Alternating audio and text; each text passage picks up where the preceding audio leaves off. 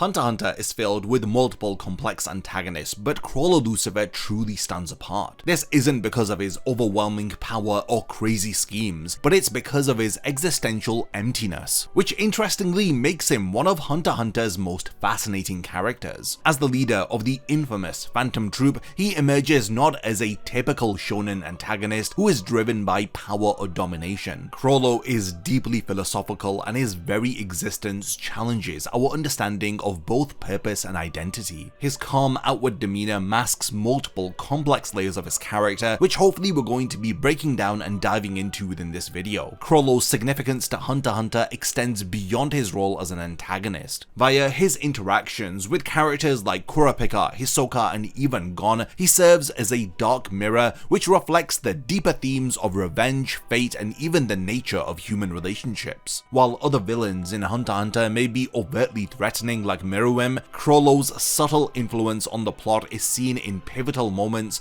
from the tragic massacre of the Kuruta clan to the ongoing power struggles on board of the Black Whale ship. Chrollo is one of my favorite characters within HunterXHunter, so I'm really looking forward to breaking down how he subverts our expectations as an antagonist. Be sure to stick around to the very end of the video, as I'll be breaking down how he's both a ruthless killer and a caring leader, an intellectual seeker as well as a master thief, and a man who appears to be at peace with his own death but is yet desperately searching for the meaning of life. This video will help you to understand the multifaceted nature of his character, as well as his backstory and his motivations within the plot. And by the end of this video, you'll know why Chrollo Lucilfer is one of the greatest villains within shonen anime and manga. Before the video begins, only 20% of the people who actually watch my content are subscribed to the channel. If you enjoy these videos, then subscribe and stick around for more content just like this. Now let's get back to the topic of the video. Chrollo makes his debut appearance within chapter 71 of the manga and in episode 41 of the 2011 HunterXHunter anime. Chrollo's most notable feature is the cross-shaped tattoo on his forehead, as it hints at the deeper religious symbolism which can be found in his character. He typically wears a dark purple coat with prominent white fur, as he leaves it open to show his athletic physique. Similar to his forehead, he has an inverted golden cross on the back of his coat. The religious imagery with the upright and inverted crosses suggest internal conflict and some morally complex dilemmas which he must be dealing with. Chrollo's appearance does alter throughout the series, but some elements remain the same, like his orb-shaped earrings, which could be interpreted as representing his beliefs about destiny and fate. During his meeting with Neon Nostrad, he adopts more of an approachable look, with his hair draped over his face rather than being slicked back. After Chrollo loses his Nen abilities, his appearance becomes a bit more disheveled, which suggests that he's going through some inner turmoil. But by the time of the Succession Contest arc, his appearance takes on more of a darker tone, especially after learning of his comrades' deaths at the hands of Hisoka. Chrollo has a very unique leadership style with the Phantom Troupe. Rather than ruling through fear or domination, he creates a horizontal power structure where his position as head of the Spider exists primarily as a functional necessity. He prioritizes collective survival rather than individual power, and this includes even himself. We see his philosophy of leadership via his willingness to accept strategic input from the other members of the Phantom Troupe, and his insistence that his group is able to continue on without him. At his core, Chrollo embodies a unique form of existential determinism. So much is revealed about his perspective on fate and human agency through his distinctive view of Judas from the New Testament, as he views the betrayal of Judas not as a choice but as an inevitability of fate and destiny. It could also be said that the Phantom Troupe has 13 members, which serves as a parody to Jesus and the 12 disciples. Chrollo's bleak worldview extends to his perception of human value, as he views people as nothing more than the puppets of destiny. Contrastingly, he also maintains a deep fascination with the nature of humans, particularly those who seem to defy their own predetermined paths. His curiosity for human behavior manifests in his strategic approaches to combat, as well as his methods for acquiring new abilities. Upon initial inspection, Chrollo appears to be outwardly calm, but contrastingly, his internal emotional state is far more nuanced than what we are initially led to believe. Chrollo has genuine grief over the death of his comrades, but he makes sure to keep this side of his character private, because the depths of his emotions contradict the outward detached nature which he exudes. His capacity for emotion doesn't conflict with his ruthlessness though, but he is fueled by them, suggesting that he is somebody who has consciously chosen to compartmentalize his humanity rather than lacking it entirely. We learn about his interest for understanding himself during his conversation with Gon about motivations, as this hints at an ongoing internal struggle that he has with purpose and identity.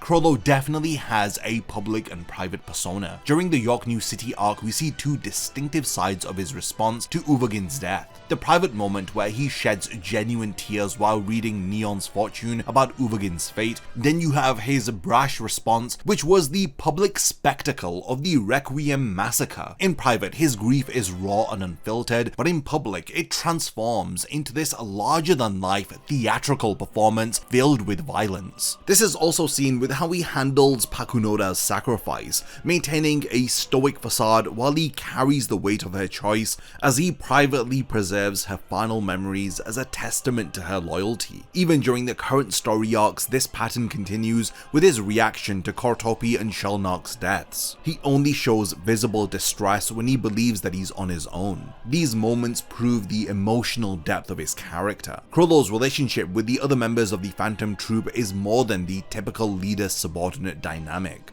Each member represents not just a follower, but a part of his fragmented identity, as he creates a web of interdependence with them. He maintains professional distance while also fostering deep loyalty, achieved through a delicate balance of respect for individual autonomy and unwavering dedication to their collective survival. This is very evident in his handling of internal conflicts within the group, where he allows members to resolve disputes amongst themselves while ensuring that these infights don't threaten the greater cohesion of the troop. His relationship with the other members ultimately serves as both his strength and vulnerability, as it provides him with purpose while also limiting his individual growth. Chrollo's childhood was spent within Meteor City, a place that would fundamentally shape his worldview. As a child, he had grown up in this lawless junkyard metropolis, as young Chrollo displayed an unexpected brightness which stood out in stark contrast to his bleak surroundings. Despite the nature of the city as a dumping ground for society's unwanted, he had maintained an almost magnetic positivity which had drawn others to him.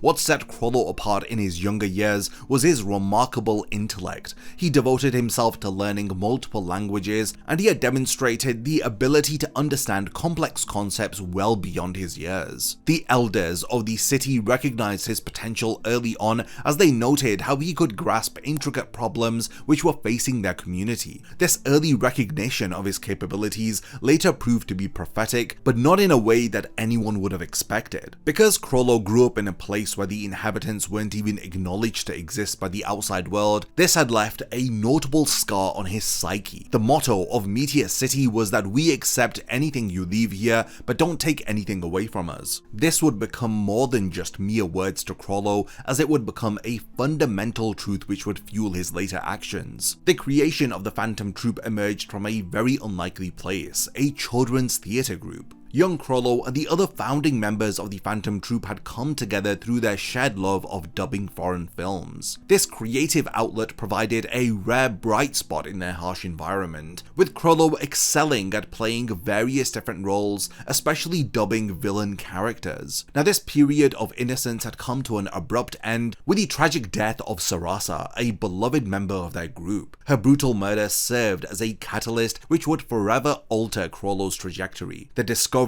of her mutilated body, accompanied by a note that only Chrollo could read, marked a turning point for his character. Rather than breaking under the weight of this tragedy, Chrollo made a calculated choice that would reshape not only his life but the lives of everyone around him. So their theatre troupe had transformed into a criminal organization, but this wasn't immediate. Chrollo spent 3 years planning and gathering resources, which demonstrated a level of patience and strategic thinking which is unusual feel for someone so young. When he had finally brought their group together again, it was with a different purpose. The other members recognized something had fundamentally changed with Chrollo, and they unanimously elected him as their leader, a position that he hadn't sought but had accepted as if it were predestined for him. This theatrical foundation is crucial for the development of Chrollo's character as both a leader and a strategist. His early experiences in adopting different acting roles for the characters that he was dubbing created some flexibility to his identity, which would later manifest within his combat style as well as his leadership methods. Chrollo's ability to just transition between different personas, from refined art collector to ruthless killer, from caring leader to cold strategist, had become not just a survival tool for him,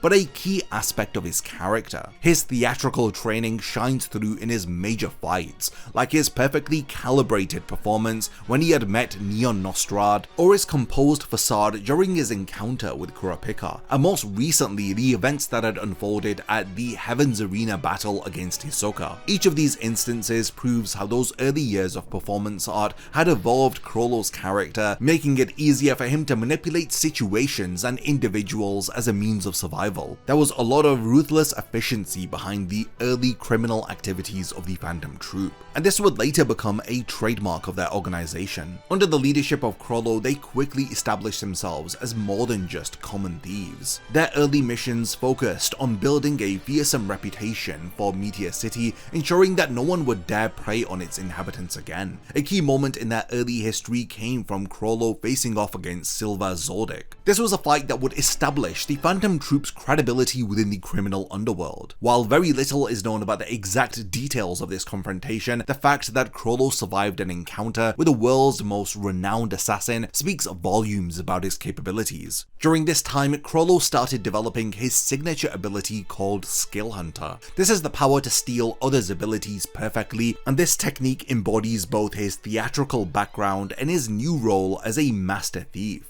Each stolen ability that he acquires adds another layer to his arsenal, making him increasingly unpredictable and dangerous. This early history of the Phantom Troupe's activities had laid the groundwork for their future operations, establishing patterns of behavior which would make them infamous throughout the world of HunterXHunter. Let's now turn our attention towards the role of Chrollo within the larger narrative of HunterXHunter. Chrollo plays a pivotal role within the York New City arc, as we learn about his strategic brilliance and how he is capable of multiple layers of planning. The strategy that he employs during the auction demonstrates remarkable adaptability, as when the vault is revealed to be empty, Chrollo immediately pivots to using this setback as leverage against the Mafia. Each subsequent move shows careful calculation, as he uses Neon's ability not just for fortune telling, but as a tool to predict and manipulate possible futures, as he had then carried out the Requiem massacre as an emotional outlet as well as a tactical statement to his opponents.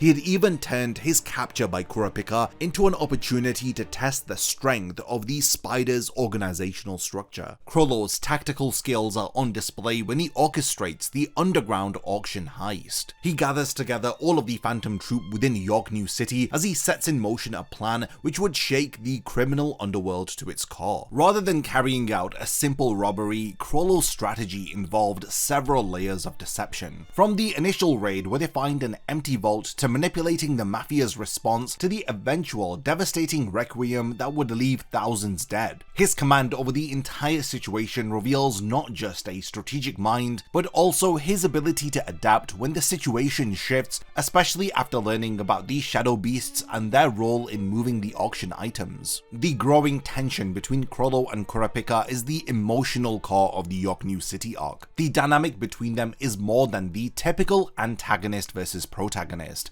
as it becomes a philosophical clash of ideologies with themes of revenge and justice. When Kurapika finally captures Chrollo, their interaction reveals interesting layers to both of their characters. Chrollo demonstrates that he is calm in the face of potential death, as confirmed by Melody's ability to read his heartbeat. He genuinely accepts the possibility of his demise. This acceptance does not stem from despair, but from his conviction that the Phantom Troupe's survival matters more than his own life. The stakes further escalate when Kurapika uses his judgment chain to seal Chrollo's Nen abilities. This plot development forces Chrollo to demonstrate leadership in perhaps its purest form, as he guides the Phantom Troupe while being stripped of his own personal power. The handling of this situation and how he manages Pakunoda's sacrifice reveals the true depth of Chrollo's influence over the troupe members, even when he is physically powerless. Now, the most revealing moment within the York New City arc is Chrollo's response to Uvagin's death. The requiem that he orchestrates isn't just an act of revenge, it's a complicated expression of grief which manifests as both a theatrical performance and a massacre. This duality highlights Chrollo's tendency to appreciate beauty whilst also having the capability of being a ruthless killer who commands destruction. The genuine tears that he had upon learning of Uvagin's death, shown only in private, are in stark contrast with the public spectacle of violence that he later conducts. This part of the story reveals Chrollo's combat ability at its peak, especially in his confrontation with Zeno and Silva Zoldyck. Even while up against two of the world's most formidable assassins, he maintains his tactical awareness as well as his philosophical curiosity as he attempts to steal their abilities even while fighting for his life. The fact that he was able to survive this encounter, even if he was saved by the shifting situation, it speaks volumes about what he is capable of. The York New City arc ends with Chrollo being isolated from the Phantom Troupe, but he is not defeated in spirit. He accepts his powerlessness and he immediately focuses on finding a solution as he begins to head towards the eastern direction. The York New City arc serves not just as a showcase for Chrollo's abilities and his leadership, but as a key moment within HunterXHunter which sets up Chrollo's next role within the Greed Island arc. While heading towards the eastern direction as prophesized in his stolen fortune-telling ability, the direction eventually leads him to Greed Island, but not in a way that most would expect. As he is unable to use Nen himself, he cannot enter the game, so instead he employs others to act as his proxies, most notably recruiting his former would-be challenger Hisoka. This decision reveals Chrollo's pragmatic nature, as he's willing to use even someone who had previously betrayed the Phantom Troupe as long as it serves his ultimate goal. The fact that he can convince Hisoka to assist him despite their very complicated history is impressive. The search for a Nen exorcist becomes a crucial subplot which bridges multiple story arcs. This is the best way to remove Kurapika's judgment chain which has sealed Chrollo's Nen abilities. Thanks to Hisoka's efforts within the Greed Island game, they eventually locate the Nen exorcist Abungain, a mysterious individual who has the power to remove Nen curses. This sets up future events while maintaining tension, as we know Chrollo will eventually regain his abilities, but the cost and consequences for doing so remain unknown. What's interesting about the Greed Island arc is how it shows Chrollo operating from a position of weakness, yet never appearing truly powerless. Even without him having access to his Nen abilities, he maintains his commanding presence and he continues to move pieces across the board. During the Greed Island arc, we see Chrollo mainly through the lens of other characters and their actions, which is a great way to still have him within this story arc despite his limited direct appearances in it. You gotta commend Togashi because this is an excellent way to build up anticipation for Chrollo's eventual return with his powers. The Greed Island arc ends with the implication that Abungain will attempt to remove Kurapika's judgment chain. We don't really see much of Chrollo during the Chimera Ant arc, but in chapter 201, we do see Hisoka and Abungain approach him while he is reading an issue of Weekly Shonen Jump. We then turn our attention towards the Succession Contest arc,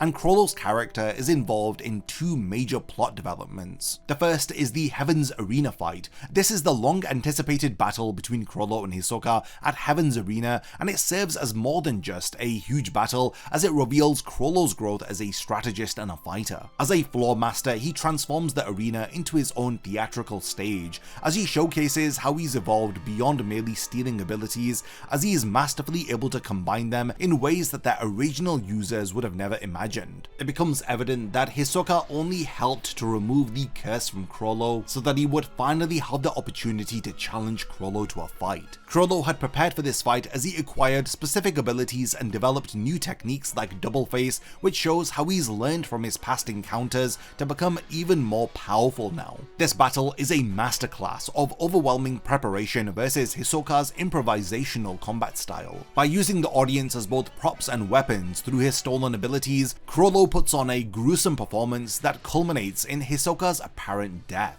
This victory does prove to have come at a great cost for Chrollo, as it sets in motion events which would threaten everything that he holds dear. On board the Black Whale ship, we see a markedly different Chrollo in comparison to the composed leader of the Phantom Troupe that we've come to know of. The deaths of Kortopi and Shellnark at Hisoka's hands have shattered his usual calm demeanor, as he is showing raw emotion which he had previously only expressed in private. Chrollo's pursuit of Hisoka on board of the ship is almost obsessive in its nature, suggesting that this isn't just about revenge, it's about protecting what remains of the identity of the Phantom Troupe, which is intrinsically linked to Chrollo's own identity. The confined space of the Black Whale ship creates a pressure cooker environment where Chrollo must balance several objectives. While hunting Hisoka, he's also navigating the complex politics of the succession contest and pursuing the Kakin Empire's sacred treasures. Chrollo's style of leadership adapts to these new situations as he uses the Phantom Troupe members strategically while making sure that they all stick together in an increasingly chaotic situation. What makes the succession contest arc very interesting is how it forces Chrollo to confront the consequences of his leadership style.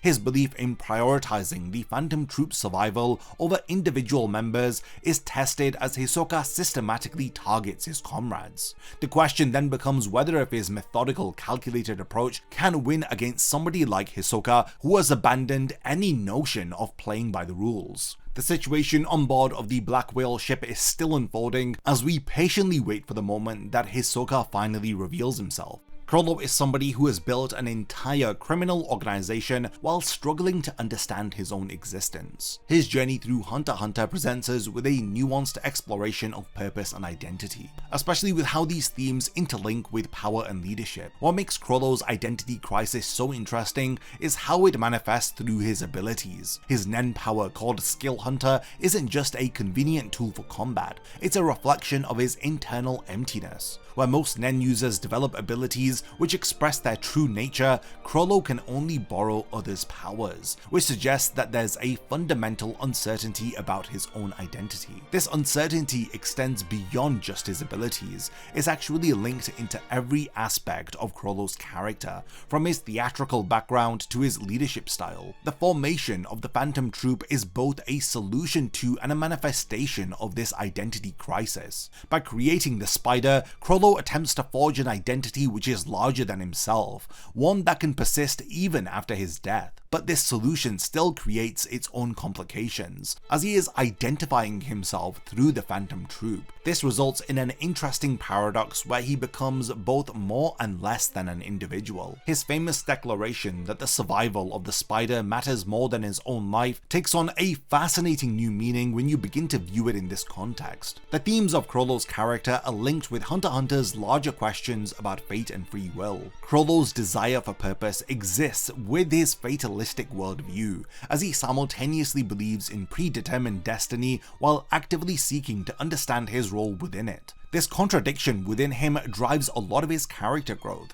especially in his evolving relationship with the troop members and his response to the recent losses within the group. The path that he is on is a dark mirror to other characters like Kurapika's single-minded pursuit of revenge and even Gon's pure but often naive motivations. The tension between the concepts of free will and fate are some of the most interesting aspects of Chrollo's character. His perspective on destiny reveals itself through subtle but very powerful moments in the series, especially in the way that he views biblical figures like Judas, as he views Judas not as a traitor but as someone bound by predetermined fate. This reveals Chrollo's deeply deterministic worldview. What makes his philosophical stance even more interesting is how it contrasts with his actual behavior. While Chrollo preaches about the inevitability of fate, his actions often demonstrate an active attempt to seize control over destiny, like he is trying to break out of his predetermined path. Analyze the way that he meticulously prepares for battles, like when he had fought Hisoka at Heaven's arena. This demonstrates somebody who is actively trying to shape outcomes rather than passively accepting them. This contradiction suggests more of a nuanced relationship with fate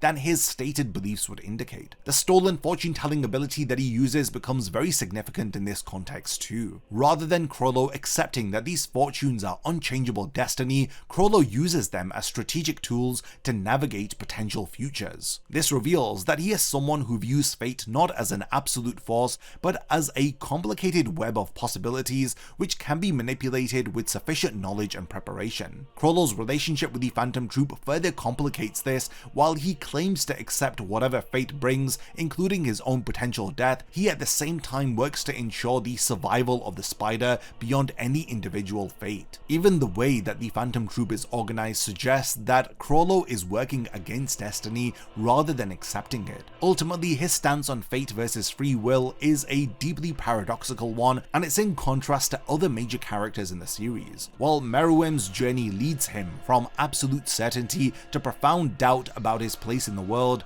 Chrollo moves in an almost opposite direction, as he begins with existential uncertainty, but he maintains his unshakable conviction in his chosen path. Similarly, when Netero's philosophy embraces the joy of uncertainty and the thrill of testing human potential, Chrollo's deterministic worldview coexists with his constant drive to acquire new abilities and to expand his possibilities. Unlike Meruem and Netero, Chrollo doesn't seek to prove humanity's worth or to establish his own superiority over others. Instead, he accepts human nature with all of its contradictions, while he also seeks to understand his role within it. Chrollo isn't somebody who glorifies or condemns the potential of humans. He is rather somebody who seeks to understand it through direct experience. Unlike typical antagonists who reject social morality, Chrollo operates within his own carefully created ethical system, one that was born from the harsh realities of Meteor City's philosophy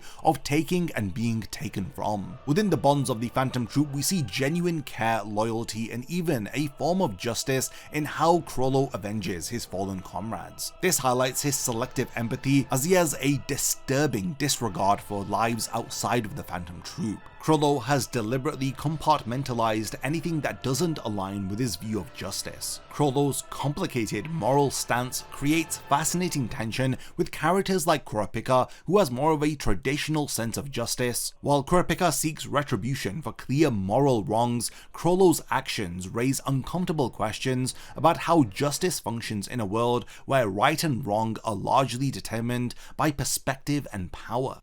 Via the character of Chrollo, the story of HunterXHunter is forcing us to confront how different moral systems are shaped by experience and environment. The way that Chrollo has the ability to maintain genuine human connections with the members of the Phantom Troupe while also committing atrocities challenges the notions of what is right and wrong and what is good and evil. This now brings us to the leadership style of Chrollo, which is very different from the typical shonen antagonist. Rather than ruling through dominance or charisma alone, he cultivates an environment where authority flows both ways. This creates a unique dynamic that strengthens rather than weakens his position as a leader. During the York New City arc, when Chrollo loses his Nen abilities, we see the true strength of his leadership model. The troupe doesn't collapse without his power. Instead, their bonds grow stronger through adversity, and this isn't just a loyalty to their leader, it's dedication to an idea that Chrollo has carefully nurtured, as they remain loyal to the spider. Each of the members of the Phantom Troupe maintain their distinctive personality and fighting style, yet they all come together to be a part of something that is greater than them. This approach creates a web of loyalty that is incredibly resilient, so when one strand of the spider breaks, the others compensate, and as seen in how the group adapts to losses of key members. Chrollo created a system where every member's existence is acknowledged and valued, while at the same time it teaches them to view individual life as expendable. This duality creates a unique form of loyalty as members who are willing to die for the spider because the spider is the key component which validates their existence. Chrollo Lucilfer as a character is a testament to Togashi's incredible ability to subvert our expectations as he flips all of the tropes of a shonen antagonist on its head. Through the complex characterization of Hisoka, he elevates the story of HunterXHunter beyond a simple good versus evil dynamic. The characters, themes, and the story of HunterXHunter is a fascinating exploration of the nature of humanity. Chrollo remains as one of the most fascinating and thought-provoking characters in HunterXHunter, and I really am looking forward to seeing more of his role in the future installments of the series. But we now have reached the point of the video where I want to hand over the discussion to all of you. Let me know all of your thoughts about the character of Chrollo Lucilfer. I'd love to know your thoughts about the paradoxical themes which exist within his character, what his characterization has to say about the nature of humanity, and why Chrollo's character is a fresh and interesting take on the typical shonen antagonist. Let me know in the comments if there's anything that I've forgotten to mention about Chrollo's character, and lastly, thanks for making it to the end of this video, and I cannot wait to see you in my next HunterXHunter video. A massive thank you goes out to all of my amazing Patreon supporters for helping to make this video possible. If you also want to support the channel and see your name in the end of my videos, then check out my Patreon, which has loads of perks like early video access and so much more. Thank you for sticking around till the end of the video, and whatever you contribute will mean a lot to me.